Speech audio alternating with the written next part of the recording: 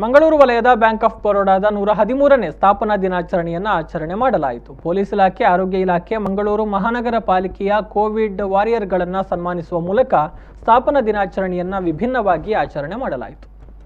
Banking ಕ್ಷೇತ್ರದಲ್ಲಿ ಈಗಾಗಲೇ ಗ್ರಾಹಕರಿಗೆ ಅತ್ಯುತ್ತಮ ಸೇವೆಯನ್ನು ನೀಡುತ್ತಾ ಬಂದಿರುವ ಮಂಗಳೂರು ವಲಯದ ಬ್ಯಾಂಕ್ ಆಫ್ ಬರೋಡಾ 113ನೇ ಸ್ಥಾಪನಾ ದಿನಾಚರಣೆಯನ್ನು ವಿಶಿಷ್ಟ ರೀತಿಯಲ್ಲಿ ಆಚರಿಸಲಾಯಿತು.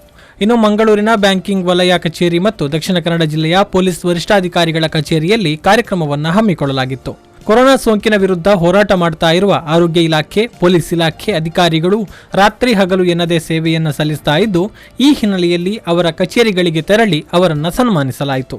ಬ್ಯಾಂಕ್ ಆಫ್ ಬರೋಡಾ ಮಂಗಳೂರು ವಲಯ ಇದರ ಪ್ರಮುಖರಿಂದ ಸ್ಮರಣಿಕೆಗಳನ್ನು corona ವಾರಿಯರ್ಸ್ಗಳಿಗೆ ಹಸ್ತಾಂತರಿಸಲಾಯಿತು.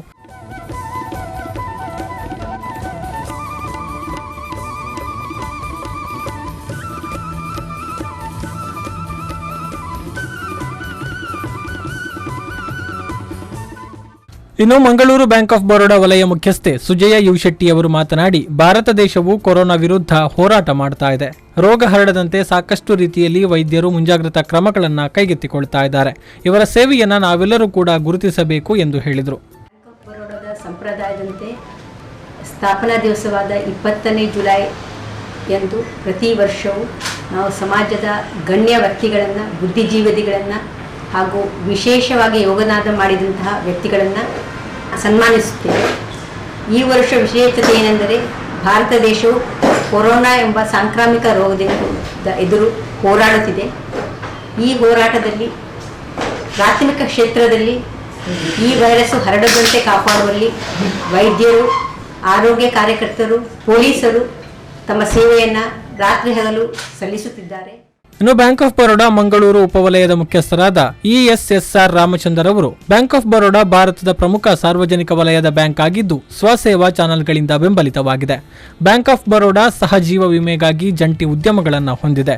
India first life insurance ಮತ್ತು ಇಂಡಿಯಾ ಇನ್ಫಾಡೆಪ್ಟ್ ಲಿಮಿಟೆಡ್ ಮೂಲಸೌಕರ್ಯ, ಹಣಕಾಸು ಕಾರ್ಯದಲ್ಲಿ ತೊಡಗಿಸಿಕೊಂಡಿದೆ ಎಂದು ಹೇಳಿದರು.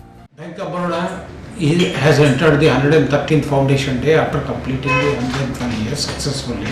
Bank has spread 21 countries with 100 branches as of date. Bank is providing alternative services, and on this foundation day, in the current situation where corona pandemic is causing problems for the bankers, customers and other segments of the economy, the bank has implemented a strategy for digitalization of transactions. With these transactions, the customers will be able to conveniently transact from anywhere and at any time, even from their residence also, and complete their banking transactions. Bureau Report, V4 News 24/7, Mangaluru.